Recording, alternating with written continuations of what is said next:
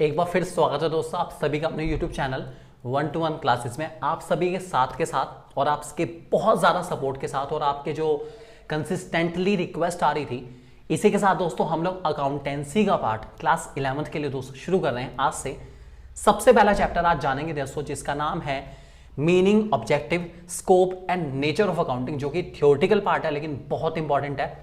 अगर थ्योरी नहीं समझी तो न्यूमेरिकल कैसे समझेंगे दोस्तों।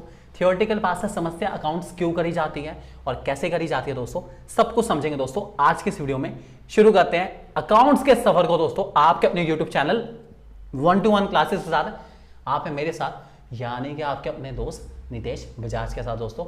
शुरू करते हैं आज के इस वीडियो को दोस्तों।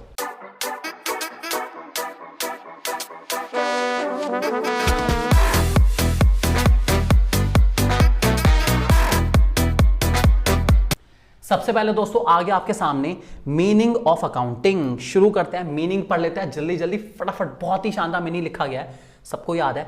According to American Institute of Certified Public Accountant, बहुत ही इंपॉर्टेंट है, लिखना चाहो लिख सकते हो, नहीं तो कोई बात नहीं। Accounting is an art of recording, classifying, summarising in a significant manner and in terms of money transaction and events which are in part of at least of a financial character and interpreting the result thereof। क्या बात है, जय हो भाई। Definition है, खत्म होने का नाम नहीं रही। अकाउंटिंग एक कला है, एक आर्ट है, जिसमें मैं ट्रांजेक्शन्स को, ऐसी ट्रांजेक्शन जो कि किसी फाइनेंशियल कैरेक्टर का पार्ट हो, फाइनेंशियल का मतलब जो मनी से रिलेटेड हो, इट्स ऑल अबाउट मनी, सब कुछ मनी है, क्योंकि मनी है तो हनी है यार, सब लोग जानते हैं इस बात को। पैसा बहुत जरूरी है जीवन में, तो ऐसी ट्रांजेक्शन जो कि पैसे से रिलेटेड है, उन ट्रांजेक्शन को मैं रिकॉर्ड करता हूं, नोट करता हूं, क्लासिफाई करता हूं ये किस नेचर की है, ये मेरे खर्चों की है, ये मेरी कमाई की है। कमाई का है तो ये कमाई का जरिया कहां से आ रहा है, क्या ये कमाई मेरे बिजनेस से है, या ये कमाई मेरी इन्वेस्टमेंट से है, या ये कमाई मेरी अदर इनकम है, क्या ये कमीशन है, मैंने कार बिकवाई थी किसी की वो वाली कमाई है, मैंने प्लॉट बिकवाया था वो वाली कमाई है, जबकि मेरा काम तो वुड का है, मेरा काम तो गारमेंट्स का है, मैंने एक एक्स्ट्रा कमाई कर ली अपना। तो मेरी जो कमाई है वो किस तरीके से मैं क्लासिफाई करूंगा, किस तरह की ये कमाई है, या खर्चा है तो खर्चा किस तरीके पर करा गया है, किन चीजों पर करा गया है, इन सबको क्लासिफाई करता हूं। उसके बाद समराइज करता हूं, सबकी समरी कर लेता हूं। हाँ भाई, खर्चे खर्चे खर्चे, कमाई कमाई कमाई, कमाई माइनस खर्चे इक्वल्स टू प्रॉफिट। कितना कमाया मुझे जानना बहुत जरूरी है यार, मैं बड़ा उत्सुक रहता हूं ये जानने को कि मैंने कितना पैसा कमाया। हर इंसान रहता है यार। एक बिजनेसमैन की नब्ज टटोलोगे, मतलब चेक करोगे नर्व्स को, तो उस पर क्या पता चलेगा, प्रॉफिट प्रॉफिट प्रॉफिट। एक बिजनेसमैन के खून में हमेशा प्रॉफिट की कमी रहती है, हमेशा ध्यान रख के चलना। एक बिजनेसमैन को क्या चाहिए, प्रॉफिट प्रॉफिट प्रॉफिट, क्योंकि business is all about profit दोस्तों, ध्यान रख के चलना। तो अकाउंट्स मुझे बताएंगे, मैं इंटरप्रेट करूंगा। इंटरप्रेट का मतलब है नोट करने के बाद, समराइज करने के बाद, कंपेयर करूंगा, एनालाइज करूंगा और ये जानूंगा कि मुझे प्रॉफिट हो रहा है या नहीं हो रहा है। अगर हो रहा है तो क्या पिछली बार से ज्यादा हो रहा है तो बहुत अच्छी बात है, खुशी की लहर दौड़ पड़ेगी चेहरे पे, हैप्पीनेस अलग लेवल की, पार्टी टाइम। और अगर कम हो रहा है तो यार क्या हो रहा है हमारे साथ, ही ऐसा क्यों होता है हमारे साथ, क्यों हमें लॉस मिल रहे हैं, ऐसा भी हो सकता है। तो ध्यान रख के चलेंगे दोस्तों। शुरू करते हैं हमारे अकाउंट्स के कुछ कैरेक्टरिस्टिक के दोस्तों, आपके सामने आ चुके हैं कैरेक्टरिस्टिक ऑफ अकाउंटिंग। सबसे पहला कैरेक्टरिस्टिक है, accounting is an art as well as science. Accounting एक आर्ट भी है और एक साइंस भी है, एक कला भी है और विज्ञान भी है। क्या बात है, विज्ञान की कला और कला का विज्ञान, क्या बात है, बहुत ही बढ़िया। कैसे आर्ट है वो सुन लीजिए। Art is a technique of attaining some pre determined objectives. Accounting as an art of recording, classifying, summarising business transaction with a view to ascertain the net profit and financial position of the business enterprise. देखिए art का मतलब क्या है यहां पर, कला इसलिए है क्योंकि मैं किस कला से और किस तरीके से अकाउंट को मेंटेन करता हूं, रिकॉर्ड करता हूं, ट्रांजेक्शन को क्लासिफाई करता हूं, समराइज करता हूं, सबको सम अप करके लिखता हूं अपना, ये मेरी कला है। उसको दर्शाने का, उसको डिस्प्ले करने का जो तरीका है दोस्तों, वो कला है। वो हर इंसान को नहीं आती, ये बहुत ज्यादा जरूरी है कि आप उसको बहुत अच्छे से डिस्प्ले करें, इसलिए प्रोफेशनल होना बहुत ज्यादा जरूरी हो जाता है, ध्यान रख के चलेंगे। जबकि साइंस की बात करूं तो साइंस बड़ी सिस्टमेटाइज बॉडी ऑफ नॉलेज से चलती है। सिस्टमेटाइज का मतलब है साइंस के अपने कुछ रूल्स हैं, कुछ रेगुलेशन है, ऐसे अकाउंटिंग के भी अपने कुछ रूल्स रेगुलेशन है। जैसे साइंस कहती है कि इन रूल्स रेगुलेशन के अकॉर्डिंग चलना है, ऐसे अकाउंटिंग भी कहते हैं कि इन रूल्स रेगुलेशन के अकॉर्डिंग चलना है। इफ अकाउंट के लिए जैसे कोई चीज डेबिट है तो वो डेबिट ही है, सारे एक्सपेंसिव डेबिट है तो डेबिट है, और सारी इनकम क्रेडिट है तो क्रेडिट है, मैं कुछ नहीं कर सकता, रूल्स आर रूल्स। तो यही हमारी साइंस कहती है। आगे लिखा गया, Any organized body of knowledge which are based on certain specified principle is called science. In this respect, accountancy is also science, since it is also known as organized body of knowledge based on certain specified principle and accounting standard. क्योंकि accounting standard principle पे हमारी पूरी accounting based होती है, इसलिए मैं कह सकता हूँ कि जो accounting है दोस्तों वो science है, क्योंकि वो अपने principle के ऊपर based ही रहेगी, मैं उसको change नहीं कर सकता और नहीं कर सकता। ध्यान रख के चलेंगे दोस्तों। दूसरा कैरेक्टरिस्टिक आता है record of financial transaction only. मैंने आपको अभी बताया अकाउंटिंग एक बहुत बड़ी खासियत है कि अकाउंटिंग सिर्फ और सिर्फ फाइनेंशियल ट्रांजेक्शन को रिकॉर्ड करती है, क्योंकि पैसा बहुत मैटर करता है, हिसाब किताब पैसे का होता है।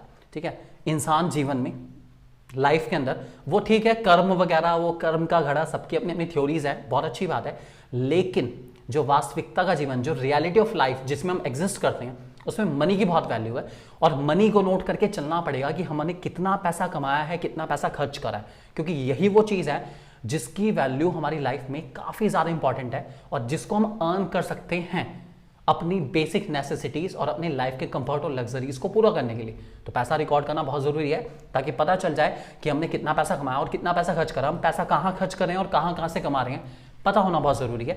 लिखा गया ओनली दोज ट्रांजेक्शन और events are recorded in the accounting which are part of financial character. जो पैसे से रिलेटेड है, मनी से रिलेटेड, उनको नोट करना बहुत ज्यादा जरूरी है। ठीक है, there are so many transaction in a business which are very important for business but which can not be measured और express in terms of money, hence such transaction will not be recorded.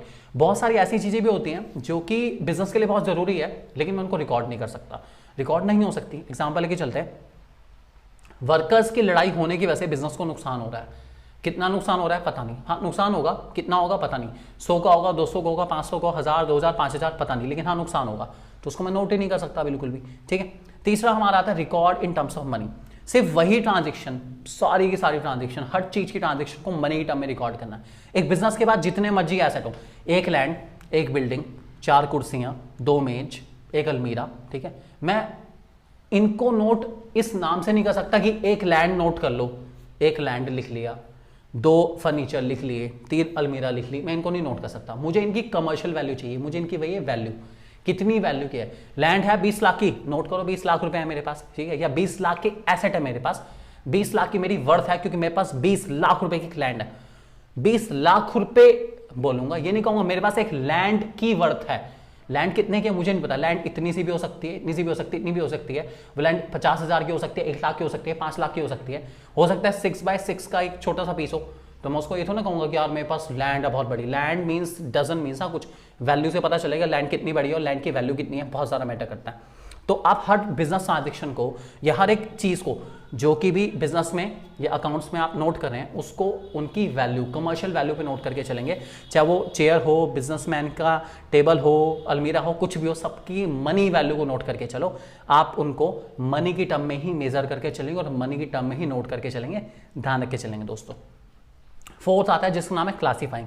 Classifying का मतलब होता है कि आपको जितने भी accounts हैं उनको अलग अलग क्लासीफाई करना है। क्लासीफाई करने का मतलब हो गया हर एक नेचर ऑफ ट्रांजेक्शन को हम लोग अलग अलग नेचर या अलग अलग वर्च्यू के अकॉर्डिंग डिस्प्ले करेंगे, अलग अलग बांटेंगे। सिंपल भाषा में कहूं तो कमाई आने के जरिए बहुत है, ठीक है, तो कौन सी कमाई मेरी बिजनेस से आ रही है उसको मैं अलग नोट करूंगा, जितनी कमाई मेरी राम से आ रही है उसको मैं अलग नोट करूंगा, शाम से आने वाली कमाई अलग नोट करूंगा, रहमान से आने वाली कमाई को अलग नोट करूंगा, ठीक है, हर इंसान से आने वाली कमाई को अलग अलग नोट कर रहा हूं। इसको कहते हैं क्लासीफाई करना कि the income receive from Ram, income receive from Rahman, income receive from शाम, इनकम रिसीव फ्रॉम अब्दुल्ला, सबको मेरे को अलग अलग क्लासीफाई करके चलना है। ये बहुत ज्यादा जरूरी है, नहीं तो इनकम मेरी मिक्स हो जाएगी। मुझे कैसे पता चलेगा मैंने सबसे ज्यादा किसको लूटा है या सबसे ज्यादा मैंने किससे कमाया, मुझे कैसे पता चलेगा, बहुत जरूरी है। इसलिए क्लासीफाई करने का मेन पर्पस ये होता है कि अलग अलग नेचर पे उनको प्लेस करा जाएगा अलग अलग ट्रांजेक्शन के अकॉर्डिंग। ध्यान रख के चलेंगे दोस्तों। Classifying is the process of grouping the transaction of one nature eight one place. जितने खर्चे एक तरफ, जितनी कमाई एक तरफ, उन कमाई में भी छोटे छोटे पार्ट्स बना दूंगा, ध्यान रख के चलेंगे। और जिस जगह पे इसको नोट करा जाता है दोस्तों अकाउंट्स में, उसको कहते हैं लेजर। ध्यान रख के चलेंगे दोस्तों, लेजर भी दिखाएंगे आपको, पक्की बात है। अगला आता है जिसका नाम है summarising.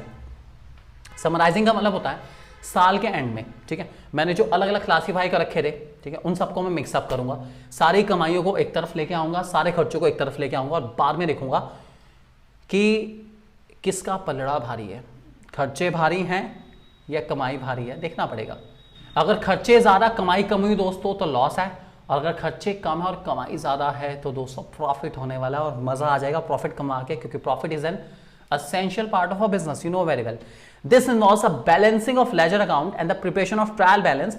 With the help of such balances, final account are prepared, and with the help of trial balance, which include trading and PL and balance sheet. तो हमें इन सब चीजों को प्रिपेयर करना ताकि पता चल जाए हमें कितना प्रॉफिट हुआ है, कितना लॉस हुआ है, ध्यान रखे चलेंगे दोस्तों। आगे लिखा गया है अकाउंटिंग, हमारा लास्ट 6 पॉइंट आता है जिसका नाम है कम्युनिकेटिंग। इसमें लिखा गया accounting attribute also include the communication of financial data to the users who analyse them as per the individual requirements. Communication का मतलब होता है ये फाइनल अकाउंट बनाने के बाद मैं कम्युनिकेट करूंगा रिजल्ट को। रिजल्ट का मतलब है हर इंसान जो कि यूजर है अकाउंटिंग का, जो इस अकाउंटिंग इन्फॉर्मेशन को पढ़ना चाहता है वो पढ़ेगा और वो देखेगा बिजनेस के हालात कैसे चल रही है।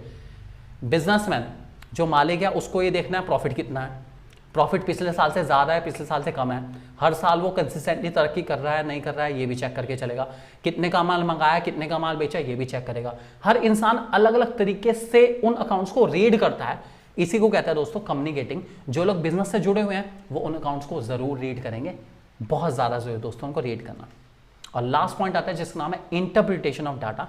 In accounting, the result of business are present in such a manner that the parties interested in the business, such as proprietor, manager, bank, creditor, employees, etc., can have a full information about the profitability and financial position of the business. इसका मैं छोटा सा example लेता हूँ आपको। अगर आपका current account है, ठीक है, या फिर अगर आपका कोई भी सेविंग अकाउंट है या फिर आपका कोई लोन चल रहा है, तो हर साल आपको अपनी अकाउंटिंग स्टेटमेंट आप अपने पेरेंट्स से कंफर्म करेंगे। आपका जो रिटर्न है, इनकम टैक्स रिटर्न है, जिसमें आप सारी रिटर्न आपने कितना पैसा कमाया, कितना पैसा खर्च करा, आपका बैंक का स्टेटमेंट क्या है, कितना पैसा आपके पास बैंक में आया, कितना पैसा आपके पास वाइट मनी आया, सब कुछ इन्वॉल्व होता है, सब कुछ उसमें डिस्प्ले कर जाता है। वो स्टेटमेंट आपको हर साल बैंक को देनी पड़ती है ताकि पता चल जाए कि आप फिलहाल किस फाइनेंशियल पोजीशन पर हो, आप कितना पैसा साल में कमा रहे हो, क्या आप बैंक का लोन चुका पाओगे नहीं चुका पाओगे, ये बहुत ज़्यादा ज़रूरी है जानना। तो इसीलिए इंटरप्रिटेशन का मतलब है जितने लोग आपके बिजनेस की उस अकाउंटिंग इन्फॉर्मेशन से कंसर्न है वो उस अकाउंटिंग इन्फॉर्मेशन को रीड करेंगे और चेक करेंगे कि आप बिजनेस में सब कुछ सही कर रहे हो या नहीं कर रहे हो। ये बहुत ज़्यादा जरूरी है दोस्तों, पता करना कि आपका धंधा मंदा तो नहीं चल रहा, ध्यान रख के चलेंगे दोस्तों। फिर आते हैं ऑब्जेक्टिव्स अकाउंटिंग के। बहुत ही सिंपल से ऑब्जेक्टिव है दोस्तों अकाउंटिंग क्यों करी जाती है। सबसे पहला पॉइंट सिस्टमैटिक रिकॉर्ड रखने के लिए। सिस्टमैटिक का मतलब है हर खर्चे को नोट करना, हर कमाई को नोट करना बहुत ज़्यादा ज़रूरी है और सही जगह पे नोट करना ये बहुत ज़रूरी है। दूसरा प्रॉफिट एंड लॉस निकालना, प्रॉफिट में है बिजनेस या लॉस में है पता चाहिए, प्रॉफिट है बहुत अच्छी बात है, लॉस है इंप्रूव करेंगे। To know the exact reason leading to the net profit और नेट लॉस, अगर लॉस है तो क्यों हुआ है लॉस ये भी पता चल जाएगा और प्रॉफिट है तो क्यों हो रहा है प्रॉफिट ये भी पता चल जाएगा दोस्तों। उसके अलावा आपके बिजनेस की फाइनेंशियल पोजीशन का पता करना कि आप बिजनेस में तरक्की कर रहे हैं, मतलब अपग्रेड हो रहे हैं, डाउनफॉल पे पता चल जाएगा। उसके बाद प्रोग्रेस क्या है बिजनेस की, हर साल तरक्की हो रही है नहीं हो रही है पता चल जाएगा। प्रिवेंट डिटेक्ट फ्रॉड ये पता चल जाएंगे, अगर आपके बिजनेस में कुछ कमियां चल रही हैं, आपको तो लग रहा है प्रॉफिट में चल रहा है लेकिन लॉस में चल रहा है, अकाउंटिंग बता रही है लॉस में आ रहा है तो पता चल जाएगा। और इसके अलावा जो अलग अलग पार्टीज को इन्फॉर्मेशन चाहिए होती है वो भी पता चल जाएगी, आपके बिजनेस की क्या हालात है पता चल जाएंगे, बहुत ज़्यादा जरूरी है पता चल रहे दोस्तों। इसके बाद आते हैं फंक्शन ऑफ अकाउंटिंग।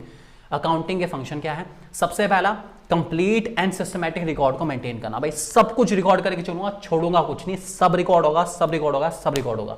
उसके अलावा कम्युनिकेट करूंगा फाइनेंशियल रिजल्ट को अलग अलग पार्टीज को, चाहे वो मेरा ओनर हो बिजनेस का, चाहे वो सारे क्रेडिटर्स हों, सबको रिपोर्ट दिखाऊंगा, सबको बताऊंगा हालात बिजनेस के क्या चल रहे हैं, बहुत जरूरी है ताकि कोई गलतफहमी में ना रहे।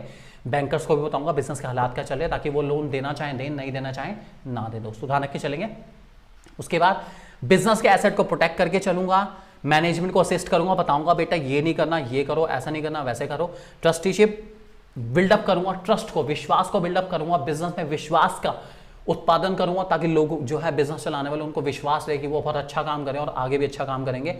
लीगल नीड्स, सरकार कुछ भी पूछती है पैसा कहाँ से आया कहाँ गया मैं बताऊंगा, मेरे पास सब रिकॉर्ड है दोस्तों। और उसके बाद जिम्मेदारी फिक्स करना कि बेटा आपको ऐसे नहीं करना ये करना है, ऐसे नहीं करना वैसे करना है, जिम्मेदारियां बांटना बहुत जरूरी है, ये भी बताएंगे दोस्तों अकाउंटिंग के अंदर।